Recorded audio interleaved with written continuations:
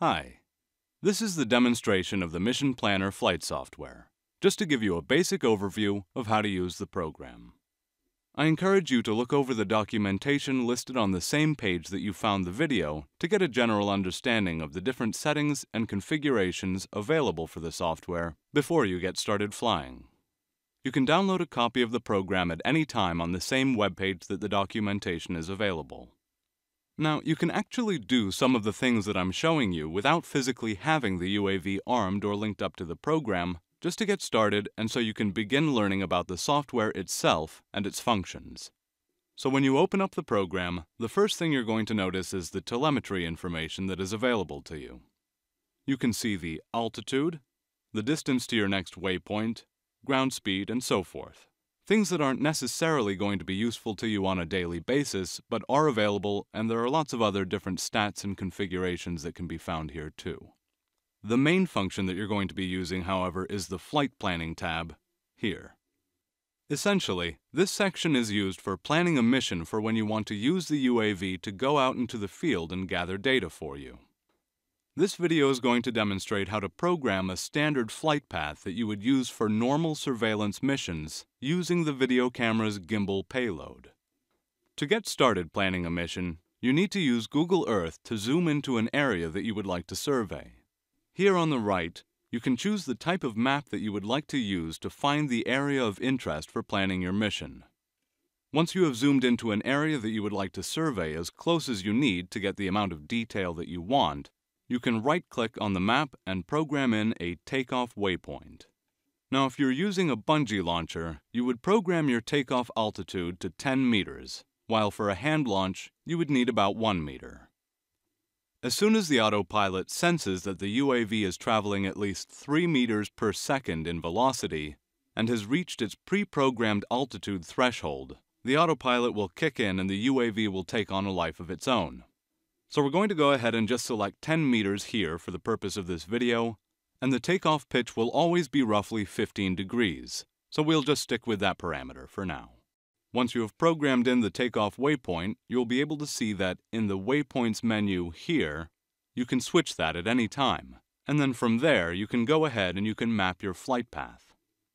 Insert another waypoint after the first waypoint, which was our takeoff, so that after takeoff the UAV will automatically fly to this corner of the lot. If we click here again, we can insert another waypoint to this corner and another down here in this corner. So as you can see, the waypoints are going to go in numerical order, and if we launch now, the UAV will first climb to the starting altitude, then hit points 2, 3, 4, and 5, and then from there, it will continue to circle in that order between the waypoints until you tell it to stop. You can see here in the Waypoints menu that the latitude and longitude is programmed in for each waypoint, and that the altitude that it will be flying at can be adjusted. You can also change the order of the flight path using these arrows here. So overall, that's the general premise of flying the UAV for autonomous flight. You're also going to want to program in a landing waypoint so that you can land the UAV automatically using a belly landing in a grassy area that has a decent clearing, preferably where there are no trees or any other obstructions around. The UAV can then disengage the throttle, balance the wings, and land in an appropriate area. You'll need about 100 meters of open space to do that. To choose the preferred landing area, right-click again and program a final landing waypoint. So if we want to land the UAV in this area here, we can move the landing waypoint to this section of the map and it will be programmed in. As you can see here in the Waypoints menu, you have the parameters listed again, and at 1 meter in altitude, the UAV will disengage from automatic mode having completed its automatic flight path and land safely on the ground. If you would like to land the UAV manually using the included RC transmitter for higher precision, you can disengage from automatic mode at 10 meters or 50 meters, whatever your preference is. We suggest that you use a flight simulator to get used to flying in manual mode before you actually try it yourself. There are also some excellent and inexpensive motor gliders available on the market if you prefer a more hands-on approach to learning.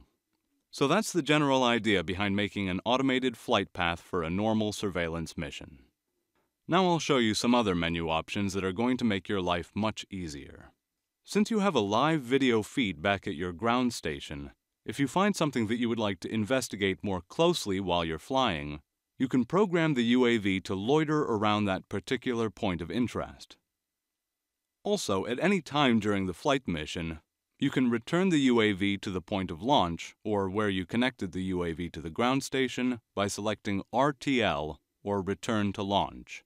The UAV will then return to its original launch waypoint without you needing to program in another waypoint or issue another command. You can also save and load this flight mission if you would like to run it again at a later date without needing to replan it. Additionally, you can set rally points so that, for instance, if you don't realize that you don't have enough battery power to complete the flight path, or that you're too far away from the return to launch area when you need to land, you can tell the UAV to land at a specified area or whichever rally point is closest to the UAV's current location. More information about rally points can be found in the accompanying documentation that is presented with the product, but this is generally used to compensate for a miscalculation in the flight time of the UAV if the mission has already been planned and saved into the UAV's flight memory. For example, when flying a very complex mission, you may not know with certainty how much distance you need to cover, or how much distance you are able to cover because of changing wind or other variable weather patterns. Whether or not you will be able to complete the mission and will need to land prematurely in an area that you already know has a proper clearing. For this, you can program a rally point to ensure that you have a backup plan for the UAV to land on a moment's notice. You can also use the software to measure the distance between different waypoints to see how far you need to fly. Now, until you are fully familiar with your hardware's capabilities, it's a good idea not to push the envelope too far and end up flying past an area where you cannot perform a manual landing if required. So that's the conclusion to our video. Feel free to ask us any questions about the operation of the software by email or by phone. Thanks for watching, and happy flying.